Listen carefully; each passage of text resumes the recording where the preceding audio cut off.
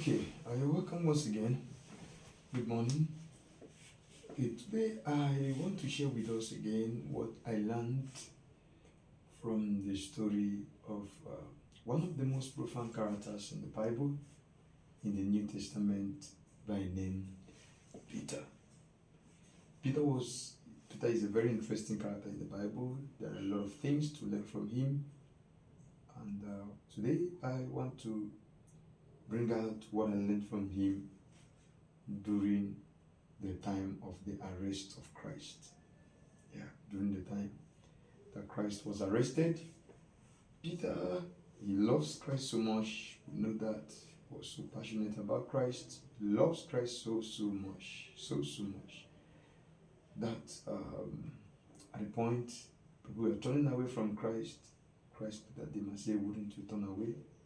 He said to Christ, no, I cannot. Because you have the words of eternal life.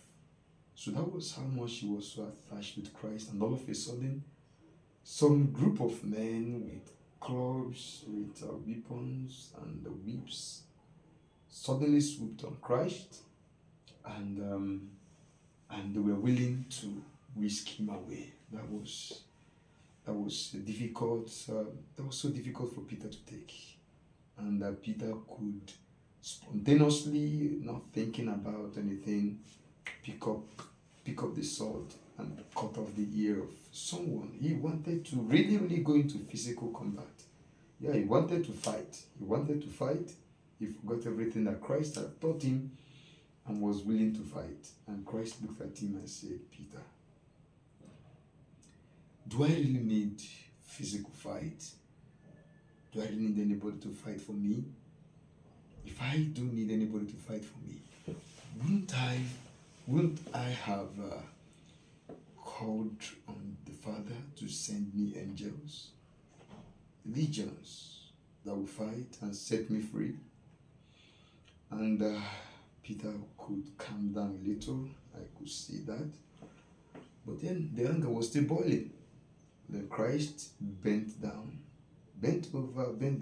picked the severed ear of Marcus, the servant of the high priest. Yes, the servant of the high priest, and most likely blew away the sand that had stuck on the lobe of the ear, the bloody part, and then stuck it back on the ear of Marcus. And that was a miracle, probably the last miracle that Jesus did before going to, not probably, the last miracle that Jesus did before going to the cross. And before going to do the grandest of all miracles, because going to the cross was the grandeur of all miracles that ever could happen. Maybe another time we talk about that. But then, when I was thinking about it, I learned something, that Peter was quite unrational.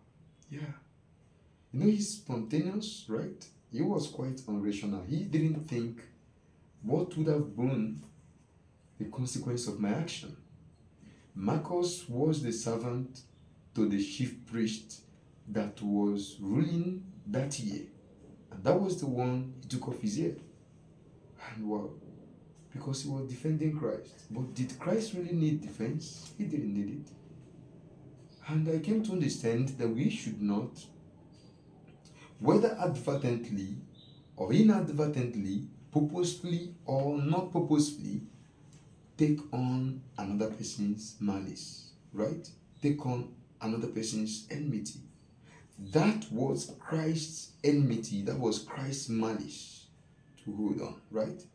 But Christ chose not to hold malice, because obviously he should be without sin, and he was without sin. But then Peter was willing to create enmity. He was willing to create enmity between him and the chief priest on behalf of Christ.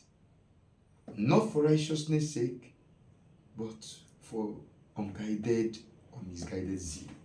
And I came to understand that many people have become enemies with people that you should not have become enemies with, because of your you are carrying out spontaneous action, or not even because of that alone, because you were for another person, yes, for another person, you were bearing you were being, no, you are bearing grudge. Yes, you are bearing grudge. So I came to understand that. I said, let me share with you that you should live your life in such a way that the enmity that some other person is keeping with another person will not rub off you.